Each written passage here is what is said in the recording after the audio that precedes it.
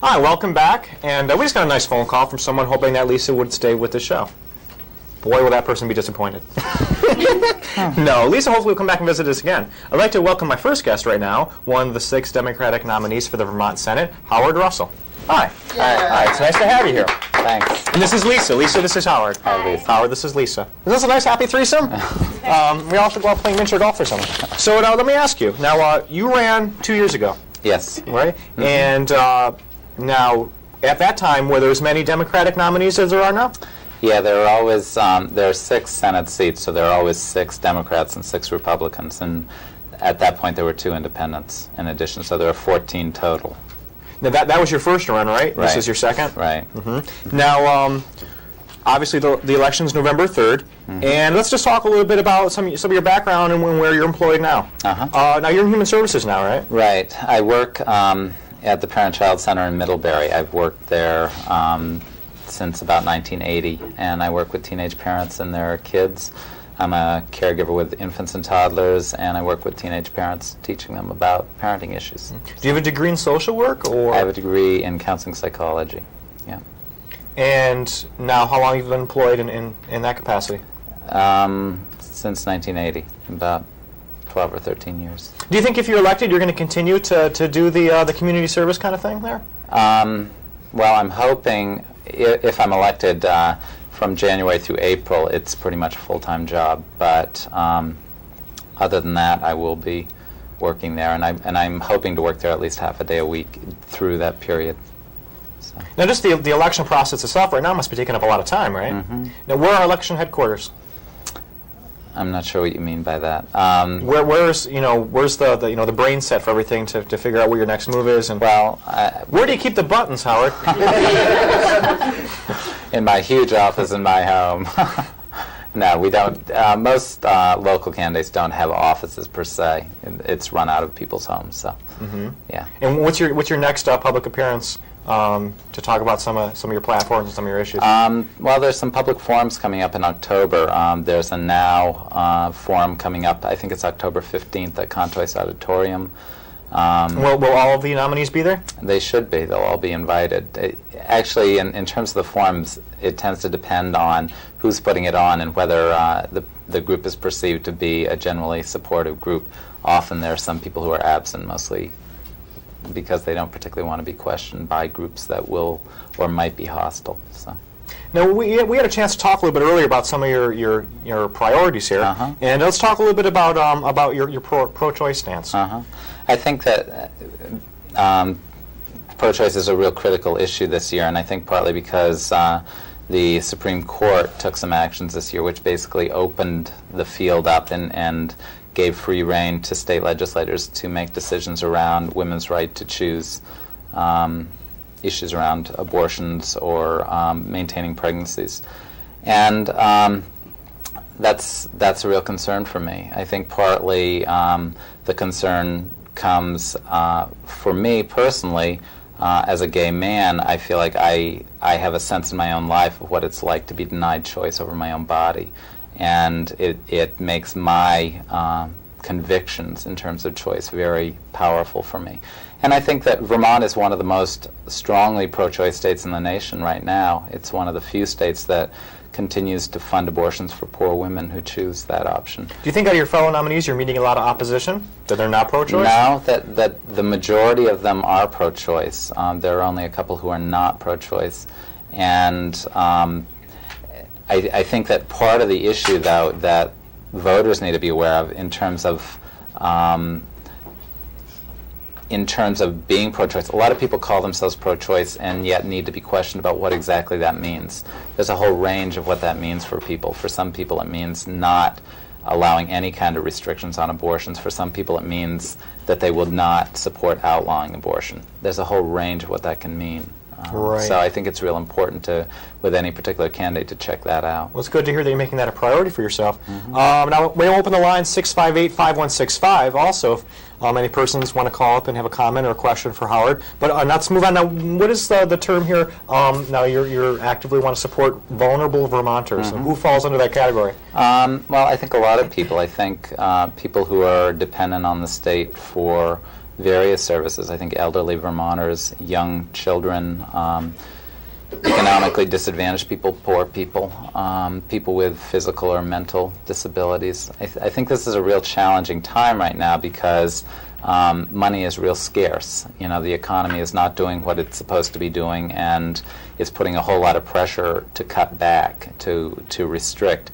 And I think it's real critical. I think that this is a real testing ground for us as a state on how deep our commitment is to taking care of people and to sticking together as a community. And it's a very powerful commitment for me that we continue to have people speaking out on behalf of people who are vulnerable.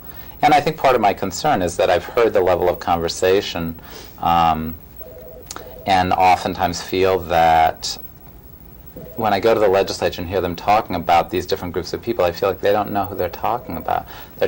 I work with poor people all the time, and when I hear people talking about people who are poor, I feel like I don't know who they're talking about. And there's It's a whole not the gray people I'm area working that the with. individual services you need Yeah. to pinpoint. We have a question for you, perhaps. Okay. Caller, you have a question for Howard Russell? Yes, I do. Howard, I was wondering how you feel about the president and his discrimination of broccoli, and how you would treat broccoli. Hi, Peter. How are you doing, Craig? Great. I think it's a pity. Yeah, I think it's probably undermining our agricultural industry. And you do eat broccoli? Oh, absolutely. Yeah. Okay, that's all I wanted to know. Come back and see us, Peter. Thank you very much. Okay, Bye now. bye-bye. That'll probably be the easiest vote that I get this year. Now your civil rights stance. Yeah. You've certainly your sexual preference. You're openly gay, and where is that coming into play in terms of priority for you? I think that it's a real priority for me. This past year, Vermont passed an anti-discrimination bill, which is inclusive of lesbians and gay men. And I think a lot of people feel like, well, that's the end. And I think what's real important is listening to the level of discussion that's going on nationally. There's a clear effort to target people. There's a clear effort to target poor people. There's an effort to target women. There's an effort to target gay and lesbian people. Anyone that does not fit the mold. And I think that speaks to the amount of work we still have to do. There may not be as much legislative work to do. We definitely have made progress. That's not to say there isn't more we can do. But there's a whole lot of kind of taking on leadership in terms of civil rights that I think is real critical in terms of changing social values and social mores. So. We have a question for you here. Caller, you have a question for Howard? Yes, I was wondering how Howard would propose to make Vermont more attractive to manufacturing. Lately there's been a lot of negatives with Act 250 and healthcare reforms, and there's a lot of people out of work, and was wondering how we propose to get more jobs into the state. Well, I think unfortunately that often in terms of looking at business and setting up an environment that is supportive for business, environmental issues are often seen as being antagonistic to business. In fact, when you look at the kinds of factors that businesses consider in looking at where to locate, their concern around environmental issues and their concern around the quality of education in an area is much greater than their concern about the amount of regulation or the particular tax code in an area.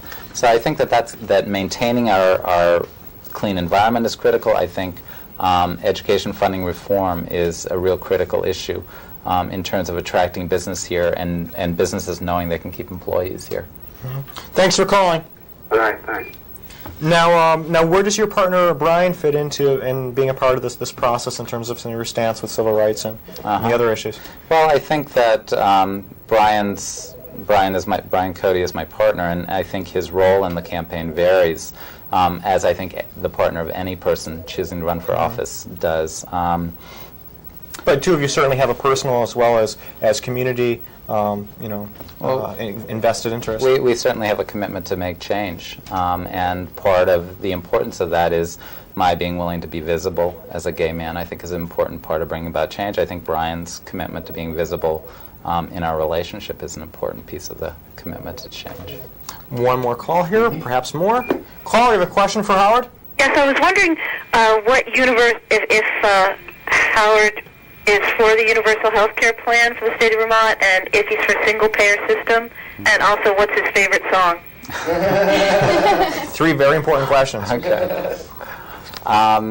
in terms of single payer, multiple payer, my strong leaning is toward a single payer system. I think that seems to be the system that will offer the best quality of care, the most care for our money, and I think will likely be the kind of system that we can afford. I think a system probably similar to the Canadian system. I also think it's a system that is most likely to provide an equalizing of health care, and I think that that's real critical, that we become a state where health care is a right and that everyone has access to the same quality of health care. So I lean strongly toward the single payer system. I am open to hearing other alternatives as they come up. I think the most important pieces for me about universal health care is, number one, obviously, that there be universal access, that it deal with issues of long-term care, and that it be prevention focused. So those are pieces that I clearly look for. I think it's going to be a single payer system that is going to make sense, but I'm also willing to listen. I'm willing to listen to other proposals, but that's where I'm at right now. And what about the big song? What's your favorite song? Oh boy, what's my favorite song? Of recent. Of recent. Or all time. This is telling. Yeah, this really is. I like Madonna's recent song about, and I don't even know the name of it. It's about playground. This used to be my playground. This used to be my playground. I really like that. It's really sad that I know that. In any case, well, thanks for calling. Thank you. Now, you're a Democrat, obviously, and Yeah. would you say you're also progressive to a degree? Well, I think I am a progressive Democrat. I think the kinds of issues that I support, I believe that I'm progressive. I'm on the left end of the political scale. And I'm not running as a progressive. So you're a small p. Yes, I'm a small You're p not a big progressive. P. No, I'm not a big P progressive. Okay. It's my favorite question. It's like we're all in urology together. Now, in any case, we have time. Maybe perhaps one more phone call. Caller, you have a question for Howard? Well, not a question, but a comment. Howard, I really respect the fact that you're open in terms of your sexuality. There's a lot of people, as you probably know, not only in this town, state, and country, who are not as open, and because of that do a disservice to gay women and lesbian women. And, Craig, I think you're in the closet. Thanks. Thank you very much. I'm hiding behind the shoes. There I am. In any case, please come back and see us after the election on November 3rd. Hopefully we'll be up and running, and hopefully you'll have your seat in the Senate. Absolutely. Okay? Thank We're going you. to go to a call interlude, and thanks for being with us, Howard. Thank you. Yeah.